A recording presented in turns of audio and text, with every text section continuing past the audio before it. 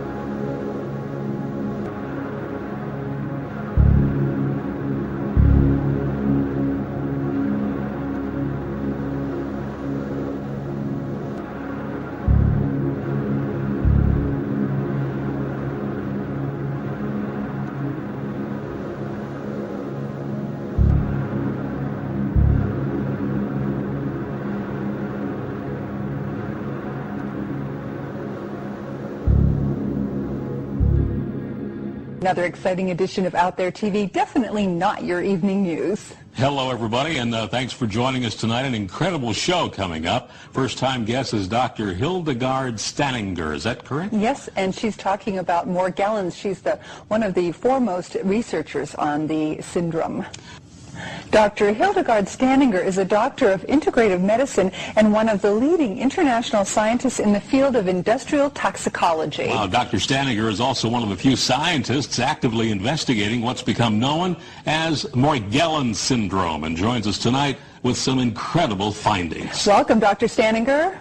Thank you very much for having me on the show. Thanks for joining us. Wow, what research you've done. Now, this is a first time for most of our viewers, so tell us, what exactly is this Morgellons problem? The Morgellons problem is a syndrome, a disease that has specific things in common with all parties that are developing these symptoms.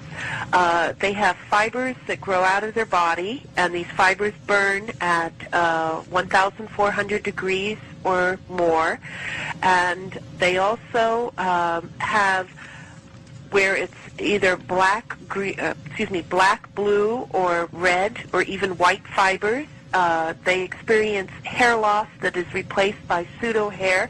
They have fatigue and a number of what they call lesions, which has like a crust over it, or a pseudo skin, or some people call it a callus, where these fibers and other materials accumulate under the skin. Doctor, we're just showing some photographs as you're speaking, and this thing is hideous. It looks really alien on the human body. Well, it is a true foreign invader, meaning a foreign invader is something that comes into the body and is not recognized by the body and attacks the body's defense mechanism. And in this case, the materials which were identified at the end of the study, which was under Project FM, we found that it was made of a polyester, two-part polyester compound with other organic compounds, and it basically was like two plastic straws within itself. Wow. With a silicone head. Okay, you had something on the website that was a golden head. What is that in relation Okay, to? now the golden head, which was identified in the very beginning, we went in stages. Let me just explain what the stages were. The first set of tests that were done, which were using toxicological pathology methods, which were done by a colleague of mine, Dr. Rahim Karju, and myself, and identified what was the physical nature of prepared slides that were sent to us by a person that was diagnosed with Morgellons, and also was sent to us by the hospital in New Hampshire. And that showed silicone present and also silica, crystals, okay? Mm-hmm. That was in phase 1. Phase 2 showed high-density polyethylene fiber and other compounds being present.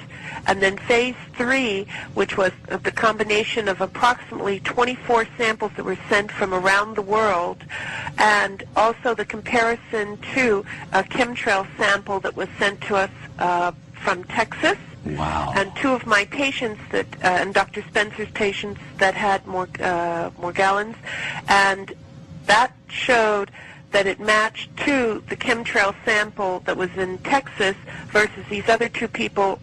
One lived in Signal Hill and the other one lived in Long Beach. So we're showing something that we learned from the website. These are fibers that came from a chemtrail sample. Now, how did that come to you? What did it look like when you saw it just with the naked eye?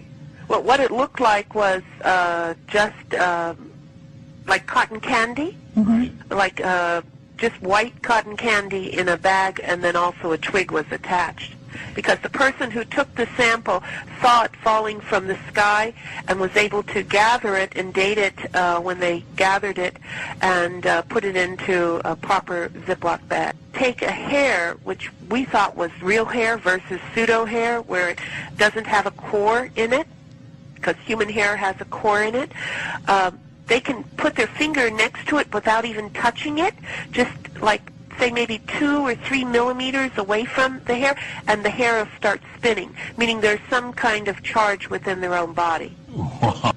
Doctor, this may be a ridiculous question, but the chemical analysis of these fibers, is it earthly or is it extraterrestrial? No. What I found was earthly, meaning when these nanoparticles come into the body, and they could become as smart dust or straight particles, what happens is it has some kind of nanoparticle which is called a nano assembler, meaning it uses body materials to make its network of fibers.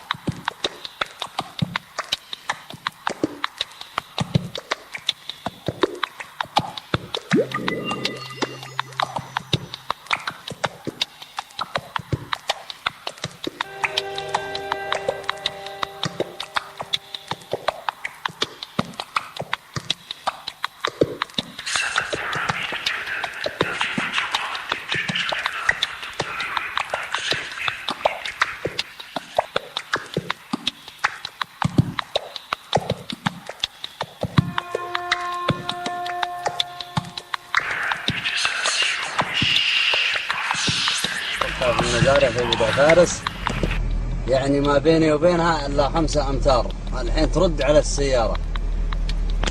هذه قدر إلهية سبحان الله نزلت الأرض الحين فأنا مستعجب صراحة.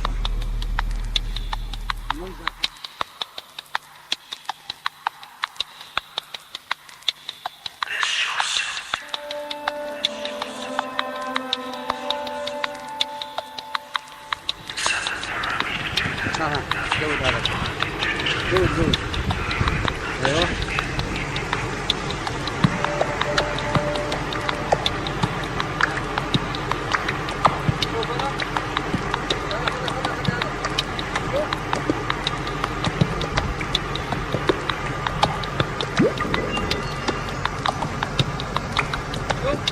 ايوه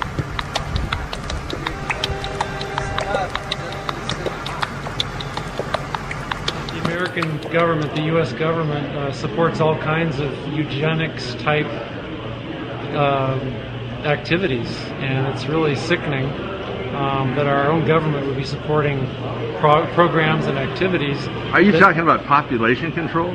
Yes, I am.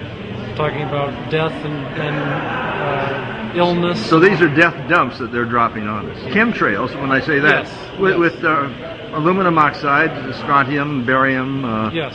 sulfur hexafluorides, I've etc. seen quite a bit of evidence that clearly there are programs to dump all these chemicals on us. Not quite sure what the purpose is yet. The purpose is to kill us. In Nazi Germany, they did this, and there was a Nuremberg trial. Should we not have another Nuremberg trial? Well, that'd be a good idea if we could find somebody to actually prosecute these people. We need to have more Americans that understand what's going on so that there can be enough of an uprising to actually do that. Certainly, they're doing it, and they are actually, killing people and making them sick.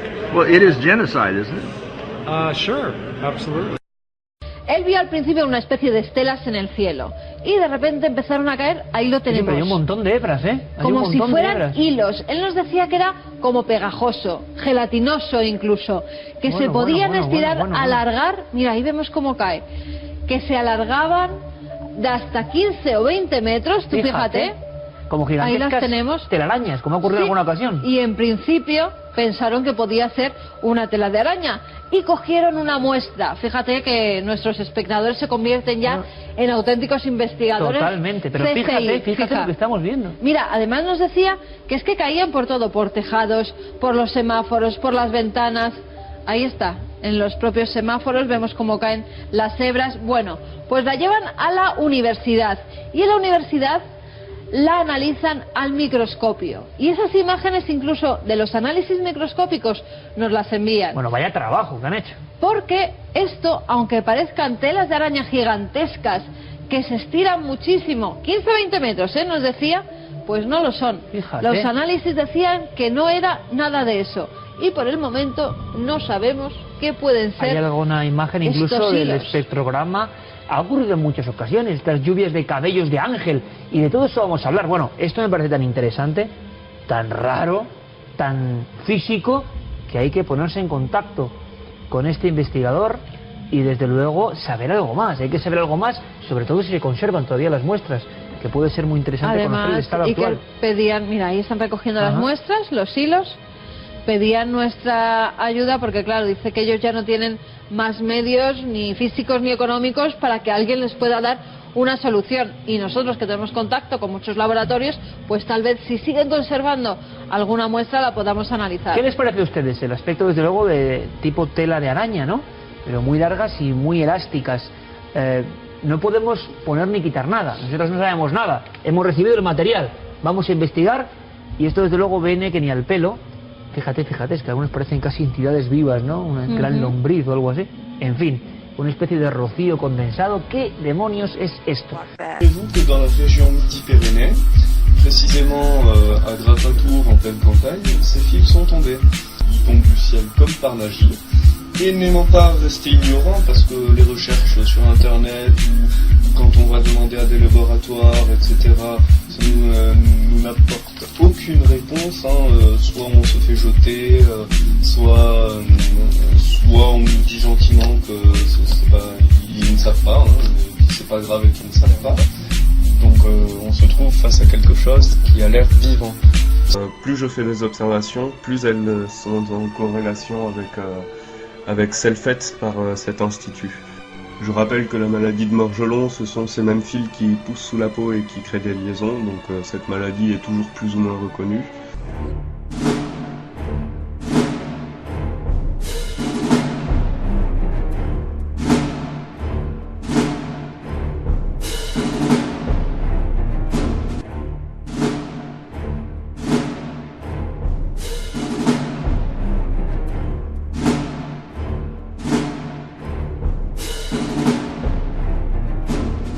Spraying that chemtrail? Yep. You think we're above it? I know. Oh, we'd be dead right now. I'm gonna put this on YouTube.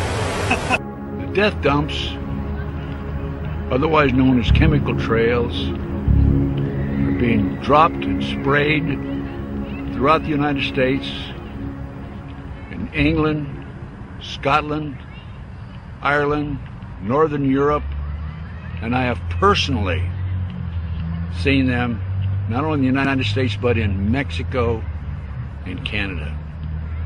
Birds are dying around the world. Fish are dying by the hundreds of thousands around the world.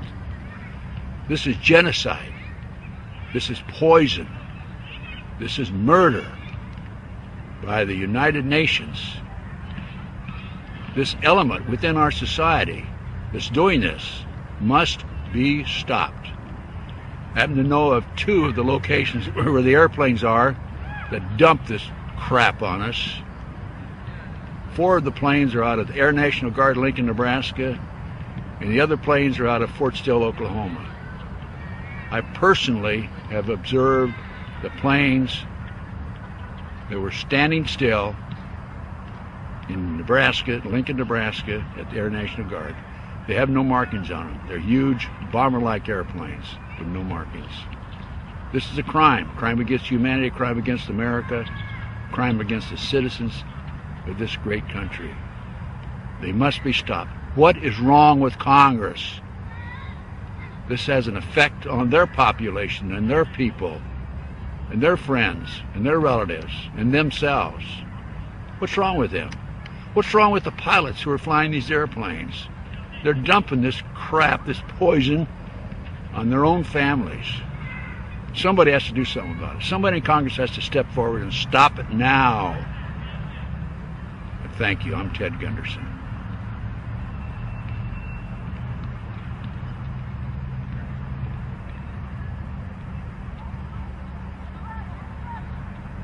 Si c'est assez exceptionnel, ce sont en fait des nuages. On les voit très bien, toute cette ligne. Alors, ce sont les navires, figurez-vous, avec la condensation. C'est un petit peu ce qui se passe fréquemment par les avions.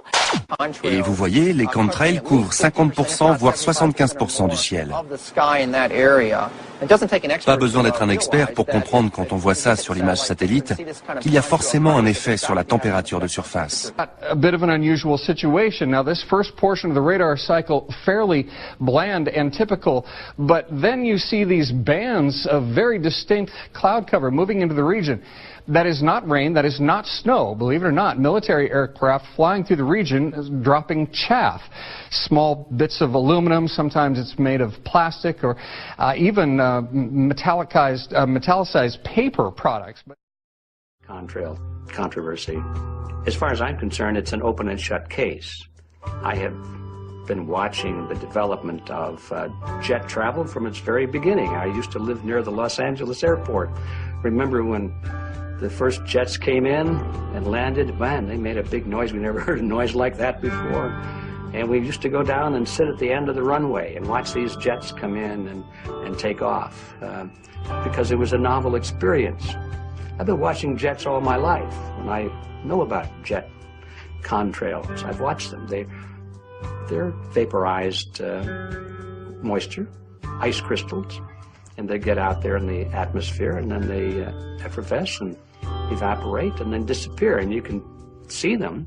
The plane moves along, and the little white trail follows right behind it, and usually about 10 or 20 lengths of the plane or thereabouts, and then it's gone. And you can still see them that way, by the way, once in a while. So there goes a contrail. These other things we're talking about are not at all the same phenomena at all. These planes go by, and they billow out this white smoke, and it covers the sky from horizon to horizon. It doesn't dissipate at all. And they crisscross each other. And you see this thing cover the sky and turn it milky, and then people start having trouble breathing, and then you hear stories about the aluminum and barium deposits that they're picking up and the residue. And you put it all together, and I don't see how anybody who's got their eyes open and their mind open can come to any other conclusion but that somebody is spending a lot of money and effort to spray the planet. The question is, why?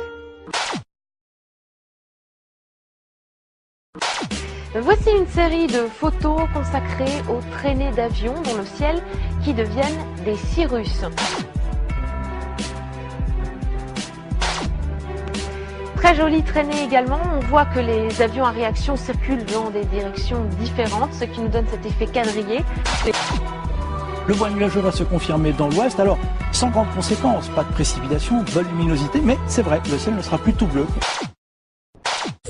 Selon certains experts, le meilleur moyen de contre-attaquer aujourd'hui consiste à refroidir artificiellement notre planète. Cela s'appelle le geoengineering.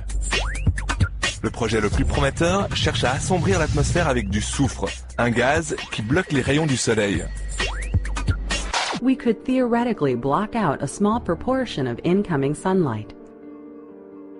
Adding aerosols to the upper atmosphere is considered relatively cheap and easy to deploy if the technology proves effective and safe. Envoyer des particules de soufre dans la haute atmosphère, disons au-dessus de 10 km, semble être la meilleure idée pour refroidir la planète. The idea is if you took some missiles or whatever and spread sulfate aerosol, it's the same kind of thing that comes out of a smokestack in an uncontrolled power plant that we call pollution. See, we put this into the stratosphere, and it reflects away the sun's radiation, and it counters the effects of carbon dioxide in the lower atmosphere causing global warming. So you counter the global warming. It didn't take long for the world to agree. A technology existed that could stop the ice sheets from melting. It should be used. Hundreds of jets from all around the world were spraying a mist of sulfur dioxide into the atmosphere. The gas would form particles which would shade the Earth and temporarily cool it. People say the government is up there in airplanes spraying all kinds of chemicals to change or manipulate the weather, leaving what you see there, and they call that a chemtrail. So what I look up there and I think are contrails, you're telling me are chemtrails? Yes, that a contrail would be dissipated by now. And it's interesting, Dale and Christina, this is of interest not just in this country, but European countries and frankly all over the world. A lot of folks interested in it. Well, Dave, you mentioned that climatologists and others who study the atmosphere believe that they'd be able to surely spot any kind of signs of an ominous plot. Our journey started in San Diego, California, where thousands of scientists, engineers, policymakers, and journalists gathered for the American Association for the Advancement of Science Conference. One of the topics was the artificial manipulation of the Earth's climate, also called geoengineering. During the meeting, scientists spoke about the plausibility of implementing geoengineering campaigns throughout the world under the guise of preventing global warming. One widely accepted theory was to block the sun by spraying something into the atmosphere. When they were asked about existing aerosol programs, they stated clearly that no such programs have ever been implemented. But strangely, these proposals sounded exactly like what people around the world are claiming is already happening. As you know, I have a background in the energy fields. I worked in the first solar plants in the continental U.S. in the early 80s. My home was on the cover of the world's largest renewable energy magazine, so this is my background. My goal has been to alert the public there is a mountain of toxic material falling on us, period. Before about 5 years ago, our skies were typically blue, and now you see it's covered with lines and haze, and virtually nothing you see on the horizon, nothing you see in the sky above us is a natural cloud. I mean, it is virtually all the remnants of these aircraft lines that you see. Certain days you can see these trails actually dropping vertically like a veil. We assume the particulates are descending, and we have the tests to prove that we are being inundated with levels of aluminum and particulates that are literally tens of thousands of times what would already be considered high. So we're not talking about exposure to a slight percentage higher of these toxic materials. We're talking about quantities, for example, off the side of Mount Shasta. If you can pan back, that's a landmark in Northern California, considered to be a pristine water source. Aluminum or snow sample off the side of Mount Shasta tested 61,000 parts per billion.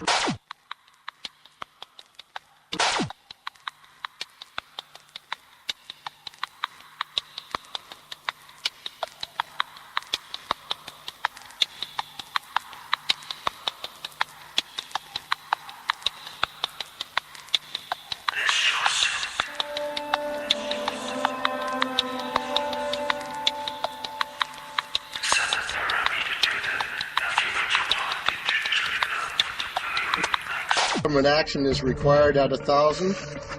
This is 61 times over the government limit, and our hikers are drinking this poisonous water on Mount Shasta Mountain itself. Barium, 83. Strontium, 383. So this summer, the people climbing are drinking poison. Basically. I certainly wouldn't want to drink 61,000 micrograms per liter of aluminum. And again, we've already seen in 5 years soil pHs in this area that have escalated 10 to 12 times. And we can prove that conclusively. Well, this is not speculation. We can prove conclusively that these metals have been in the rain. We have duplicate samples. Bachelor of Science in Forestry, International School of Forestry at Missoula. Master's in Zoology, specialized in aquatics. 35 years with the U.S. Forest Service as a wildlife biologist, and before that, several years with the USDA Soil Conservation Service as a soil conservationist. Also have run the botany programs, range and grazing programs, and I continue that today. Right now I do a lot of master gardener consultation work. When I started this garden back in about 2005 or so, pH here was 5.5, 5.6. This is the old soil survey of the county. You can look at the page right here. This is my soil right here. It's a Dietz 125, 126 here at my house. And here, the soil reaction pH should be between 4.5 and 6.0. And over there in the pure mud, it's even a little darker. It's 6.8 right there. And what can this do to plant life and ecosystems? Well, you haul one of these things out and you start looking at the little things that are crawling around the soil. A lot of times they aren't there anymore. The little soil arthropods that you can barely see on a microscope, you can actually see movement with this. Little tiny macroscopic, look like little moving pieces of dust. Those start to go away. They're not gone entirely, but they start to go away. This is black oak acorns. You know, this is pieces of cedar wood. You know, come on, folks. This should be very acid, and I'm getting 10 times higher than expected. There's something really wrong.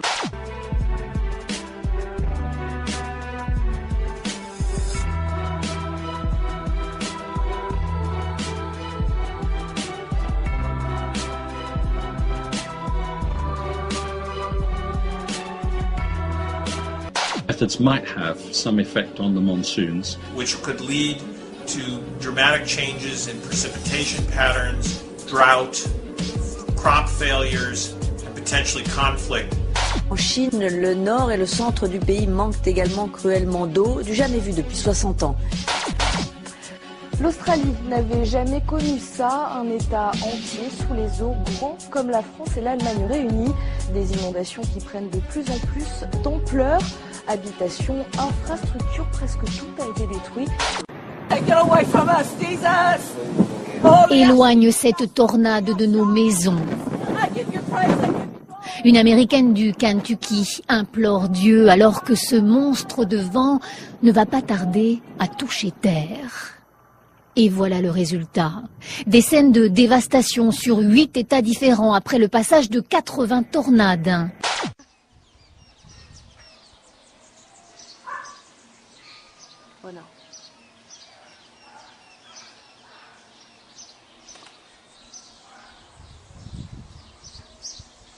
As I feel all other issues are secondary, what could be a greater priority than not being able to walk out your door and take in a breath of air without sucking up heavy metals? If our land base is being poisoned, if our waters are being toxified, what will we have left to work with? Whatever we choose to focus our time and energy on, whatever our political beliefs, that this is a common ground for all of us. We must have air that we can breathe that's not full of toxic chemicals and metals. We must have water that's not completely laden with whatever is being emitted from these aircraft. And if people stopped to consider that the atmosphere is as thin as a layer of paint on a basketball, it is an extremely thin layer that allows life to exist on this planet. To simply treat it as a physics lab and experiment with it until it is broken beyond repair is folly of unbelievable proportion. And if people understood that this sort of experimentation not only is going on, but has been going on for a very, very long time. Going back 50 years, there's been countless climate manipulation, weather modification programs that the vast majority of the public is completely unaware of. And if they think that this is not true, that certainly that somehow they would have known if it was occurring, I would ask them to look at things like Agent Orange and the things that governments do because they can, because there's no one to stop them, because they have these huge military machines that want to control everything. The concern is off the charts about why is this happening? Why is this being allowed to be sprayed continually all over the United States, all over the world? Who is paying for this? I mean, the incidence of Alzheimer's has just skyrocketed, which evidently has to do with an accumulation of aluminum in the brain cells. I mean, I think almost every family has been touched by a member as they get older having Alzheimer's. And it's a horrible disease. And to say that, well, this just came because people drank soda pop out of aluminum cans, you know, when my father passed away with Alzheimer's and he didn't ever drink soda pop. Il ne peut y avoir d'agriculture pérenne que si on est sur des sols vivants. Le sol abrite 80% de la biomasse vivante. Donc si vous tuez, on en a tué 90%, c'est qu'on est en train de tuer tout ce qui est à la source de la vie. C'est quand même les microbes qui nourrissent nos plantes, qui font que nos plantes sont saines, sont nutritifs pour nous. Alors que maintenant, les gens, nous sommes quand même dans la société la plus confortable de l'histoire de l'humanité et nos dépenses de sécurité sociale augmentent de 6% par an.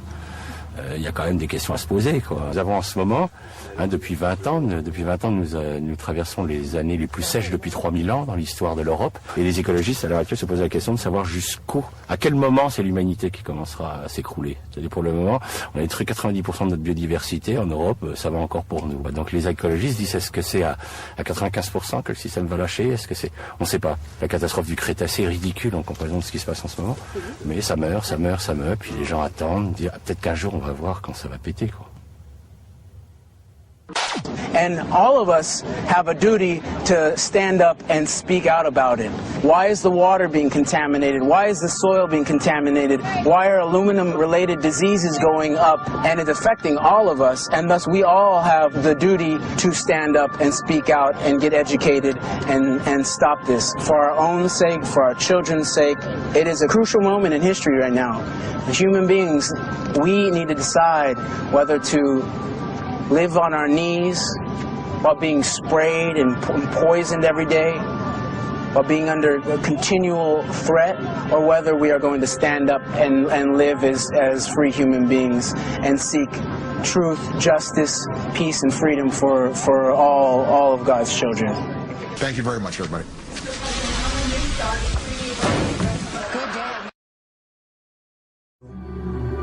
Don't believe everything you hear. Don't believe everything you read. And only believe half of what you see. God bless you.